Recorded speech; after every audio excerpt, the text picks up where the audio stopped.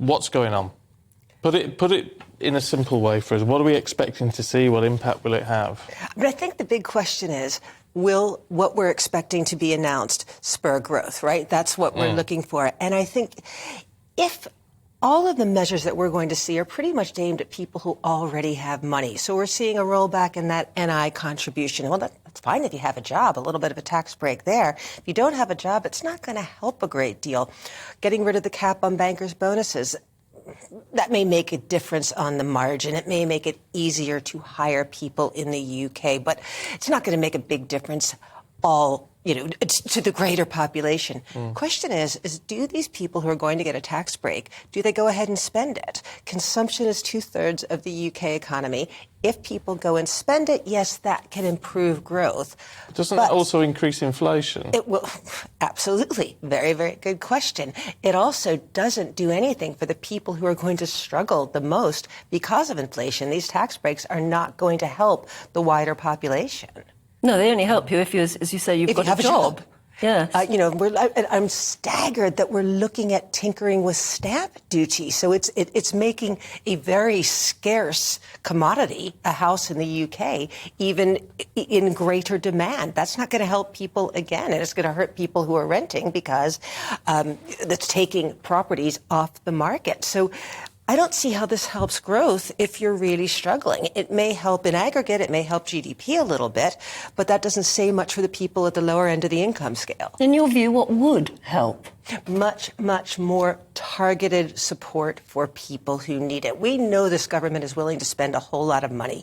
We know that they're willing to forgo a lot in tax revenues. It would be nice if all of that money were targeted at people who are going to need it the most. And if you don't mind, I want to pick up on something that Tom Harwood said about the Office for Budget Responsibility.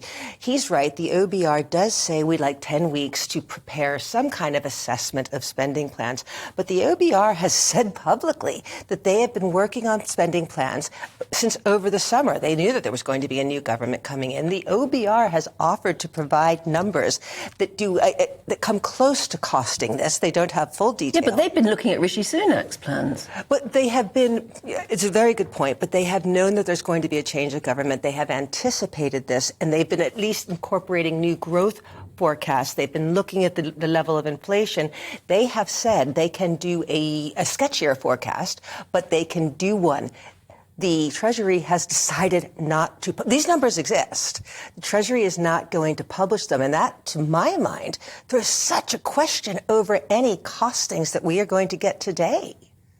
Because presumably if the numbers were in their favour, they'd publish them. Yeah, well, having any independent assessment of what this is going to cost, it's all well and good for, this is marking your own homework. I know it's an overused cliche, but this is saying, I'm going to help people. It's going to cost X amount, but don't worry, the markets can handle it.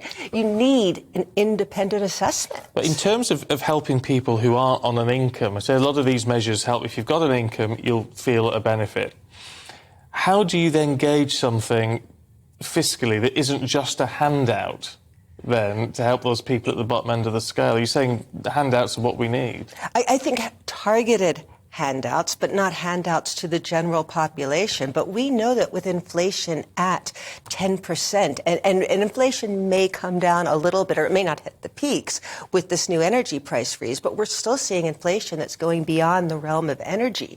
The people who are going to suffer the most are not necessarily us, and there needs to be something tied in, perhaps to the universal credit. Well, that's what I was going to ask. I mean, the best way, obviously, of targeting help for people is to means test them, but that takes time and costs a lot of money. It does, but we already have a system in there called universal credit. It isn't perfect, and in fact, Kwasi Kwarteng has hinted that he's going to tighten that up a little bit. So it may mean that the most vulnerable have even more difficulty accessing funds. And it doesn't help pensioners, for instance, people who already own their homes. Well, absolutely. I think that there's another debate to have about how much help pensioners may need. Pension payouts are pegged toward inflation. There will be pensioners who are suffering, and hopefully they are caught in the existing benefit system. But a lot of, I think, what is being announced is helping the very pensioners that got Liz Truss and her team into office. This budget feels like it's aimed at the 82,000 Conservative Party members who got Liz Truss where she is now. Oh,